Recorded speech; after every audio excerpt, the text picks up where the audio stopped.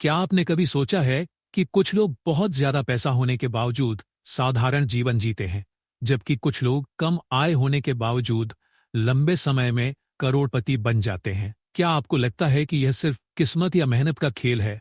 असल में इसका जवाब है पैसे के साथ हमारा व्यवहार। पैसे के पीछे का मनोविज्ञान समझना हमें सही तरीके से निवेश करने और सही वित्तीय निर्णय लेने में मदद करता है। मॉर्गन हाउसेल की किताब द साइकोलॉजी ऑफ मनी इस मनोविज्ञान को समझने में हमारी मदद करती है और ये बताती है कि पैसे की सही सोच और व्यवहार से ही हम वित्तीय सफलता पा सकते हैं। आजकल लोग पैसे के बारे में बहुत सी किताबें पढ़ते हैं, लेकिन ज्यादातर किताबें वित्तीय योजनाओं, निवेश और शेयर बाजार के बारे में बताती हैं। हालांकि बहुत कम किताबें इस बात को समझने की कोशिश करती हैं कि असल में लोग पैसे के बारे में क्यों सोचते हैं और उनके फैसले कैसे बनते हैं।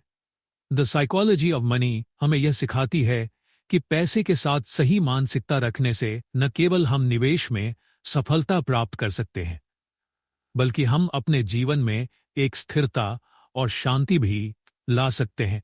इस किताब को पढ़ने के बाद आपको पैसे के बारे में अपनी सोच और मानसिकता पर पुनर्विचार करने की आवश्यकता महसूस होगी। यह किताब न केवल निवेशकों के लिए बल्कि हर किसी के लिए जरूरी है जो अपने पैसे की सही योजना बनाना चाहता है। तो आइए इस किताब के कुछ महत्वपूर्ण पाठों पर चर्चा करते हैं जो आपको पैसे के मनोविज्ञान को समझने और उसे सही दिशा में लागू करने में मदद करेंगे। पाठ 1, कोई पागल नहीं है। हर व्यक्ति की अपनी सोच होती है और उसके अनुभवों के आधार पर उसका दृष्टिकोण बनता है। हम अक्सर यह मान लेते हैं कि जिस व्यक्ति ने कर्ज लिया है या जो गलत वित्तीय निर्णय ले रहा है वह पागल है, लेकिन असल में हर व्यक्ति के फैसले उसकी परिस्थितियों, अनुभवों और उसकी सोच के आधार पर होते हैं। हाउसेल के अनुसार हम कभी पूरी तरह से यह नहीं जान सकते कि सामने वाले ने क्यों ऐसा निर्णय लिया। आपके वित्तीय निर्णय आपके दृष्टिकोण और अनुभवों से प्रभावित होते हैं और यही कारण है कि कोई भी व्यक्ति आपके लिए पागल नहीं हो सकता जब तक आप उसकी स्थिति और दृष्टिकोण को समझ नहीं लेते। यही कारण है कि हमें दूसरों के फैसलों का न्याय करने से पहले उनकी स्थिति को समझने की कोशिश करनी चाहिए। पाठ 2, भाग्य और जोखिम। हमारे प्रयास निश्चित रूप से हमारे परिणामों का हिस्सा होते हैं, लेकिन किस्मत और जोखिम का भी बहुत बड़ा हाथ होता है। बिल गेट्स का उदाहरण लें। यदि वह लेकसाइड स्कूल में नहीं पढ़े होते तो शायद वे माइक्रोसॉफ्ट की सफलता हासिल नहीं कर पाते। इस स्कूल में एक कंप्यूटर था जो उस समय एक दुर्लभ चीज थी और यही एक बड़ा कारण था कि गेट्स और उनके दोस्त पॉल एलन इस तकनीकी दुनिया में कदम रख पाए। हालांकि हमें यह भी याद रखना चाहिए कि एक और छात्र केंट इवेंस, जो कि गेट्स और एलन के समान ही सक्षम था, एक दुर्घटना में अपनी जान गंवा बैठा। इस घटना से हमें यह समझने की आवश्यकता है कि हमारी सफलता केवल हमारी मेहनत और प्रयासों पर निर्भर नहीं होती, बल्कि उस समय की स्थितियों और किस्मत पर भी बहुत कुछ निर्भर करता है। इस पाठ से हमें यह सीखने को मिलता है कि हर व्यक्ति के जीवन में भाग्य और जोखिम का एक बड़ा रोल होता है। कभी कभी हमें अपनी सफलता के लिए और दूसरों की असफलता के लिए अपनी मेहनत और भाग्य दोनों को समझना होता है। यह हमें यह सिखाता है कि हमें अपने जीवन में क्या हासिल करने की कोशिश करनी चाहिए, लेकिन हमें यह भी स्वीकार करना चाहिए कि कुछ चीजें हमारे नियंत्रण से बाहर होती हैं। पाठ 3, कभी पर्याप्त नहीं। हमारे जीवन में बहुत से लोग अधिक पैसा कमाने की दौड़ में रहते हैं, लेकिन असल में वह कभी काफी नहीं पाते। कुर्ट वनेगत और जोसेफ हेलर की कहानी हमें यह सिखाती है कि बहुत पैसा होने के बावजूद अगर आपकी मानसिकता काफी की नहीं है तो आप हमेशा अधूरे महसूस करेंगे। हेलर की बात में यह गहरी सच्चाई छिपी हुई है कि मेरे पास कुछ है जो उस अरबपति के पास नहीं है, वो है काफी। असल में जब आप समझते हैं कि आपके पास जो कुछ भी है वह पर्याप्त है तो आप मानसिक शांति और संतुलन पा सकते हैं। हाउसेल इस विचार पर जोर देते हैं कि किसी भी मामले में संतुलन बनाए रखना सबसे महत्वपूर्ण है। ज्यादा की चाहत और लगातार उपभोग की आदत हमें स्थिरता से दूर करती है। यदि आप मानते हैं कि आपके पास काफी है तो आप अपने जीवन में संतुलन और शांति पा सकते हैं। पार्ट 4, निवेश करने का तरीका और समय का महत्व। हाउसेल इस बात पर जोर देते हैं कि निवेश केवल रणनीतियों और निवेश उत्पादों के बारे में नहीं है, बल्कि यह समय और धैर्य की कला है। वॉरेन बफेट का उदाहरण लें। उन्होंने अपनी निवेश यात्रा शुरू की थी जब वह युवा थे, लेकिन असल में उनकी सफलता का मुख्य कारण था उनकी लंबी अवधि की सोच और निवेश में समय बिताना। किसी भी निवेश से सफलता पाने के लिए आपको तुरंत परिणामों की उम्मीद नहीं करनी चाहिए।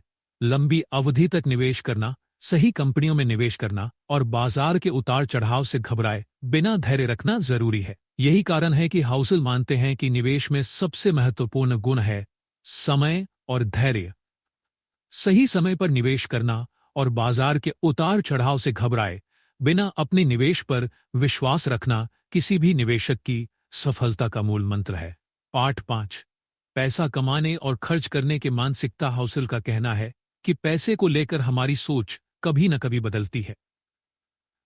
हम एक समय में पैसे को कमाने की प्रक्रिया में लगे होते हैं, लेकिन धीरे धीरे हम यह समझने लगते हैं कि असल में पैसे का उद्देश्य क्या है। एक समय में पैसा कमाने की दौड़ में हम अपने खर्चों को बढ़ा देते हैं, लेकिन यह मानसिकता केवल अस्थायी होती है। पैसे का असली उद्देश्य स्वतंत्रता प्राप्त करना है।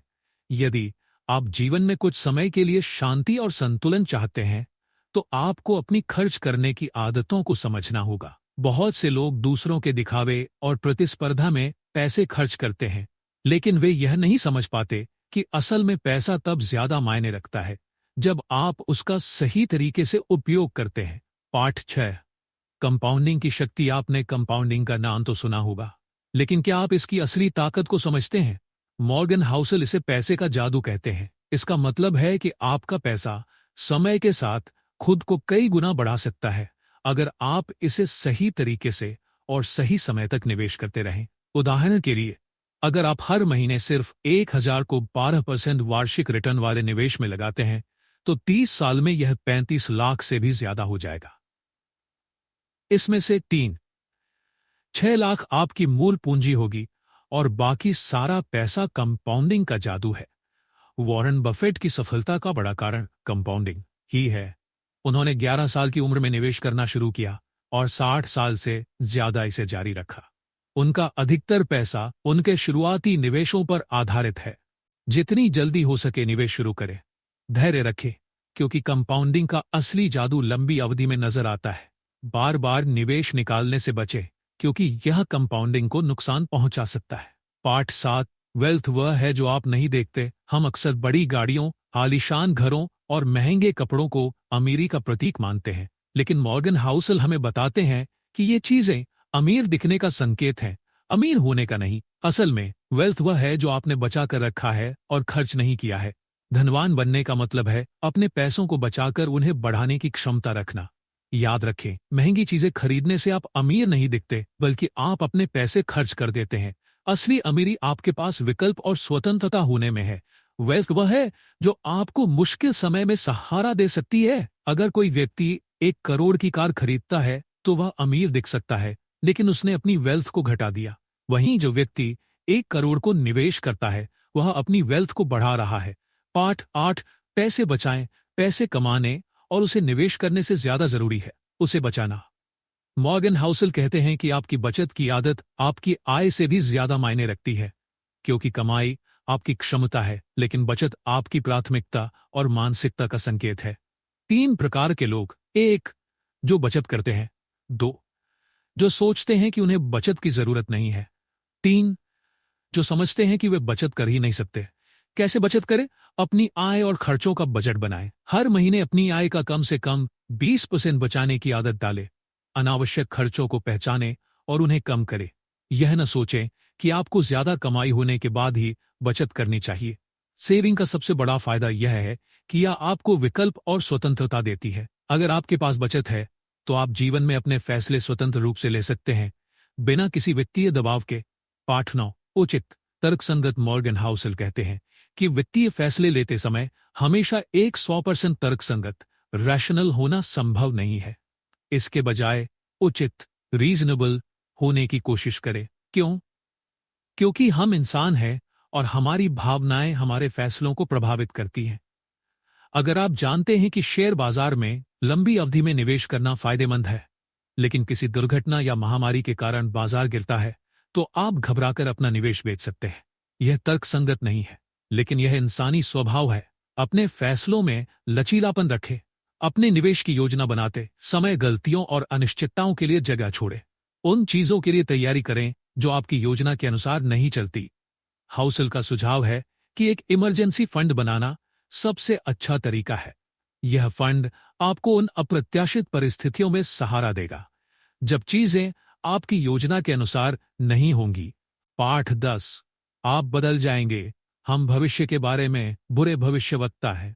मॉर्गन हाउसल का यह बयान हमें यह सिखाता है कि समय के साथ हमारी प्राथमिकताएं और जरूरतें बदल जाती हैं। जो चीजें आज हमारे लिए महत्वपूर्ण हैं, हो सकता है कि वे 10 साल बाद उतनी जरूरी न लगे। आज अगर आप किसी महंगी गाड़ी खरीदने का सपना देख रहे हैं, तो हो सकता है कि 10 साल बाद आप उस पैसे को अपने बच्चों की पढ़ाई या रिटायरमेंट प्लान के लिए बचाना चाहें। संक कॉस्ट फैलेसी यह वह मानसिकता है जहां हम बीते हुए पैसे और समय को बचाने के लिए गलत फैसले लेते रहते हैं।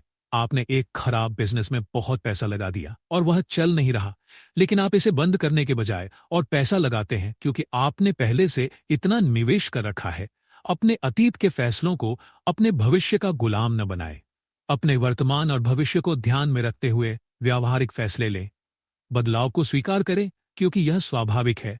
मॉर्गन हाउसल की द साइकोलॉजी ऑफ मनी हमें यह सिखाती है कि पैसा सिर्फ गणित का खेल नहीं है, यह आपके मानसिकता, धैर्य और व्यवहार का भी खेल है।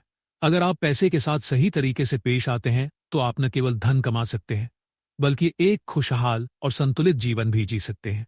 अगर आपको यह वीडियो पसंद आई तो इसे अपने दोस्तों और परिवार के साथ जरूर शेयर करें ताकि वे भी पैसे के सही मनोविज्ञान को समझ सकें। हमारे चैनल को सब्सक्राइब करें और इस वीडियो को लाइक करना न भूलें।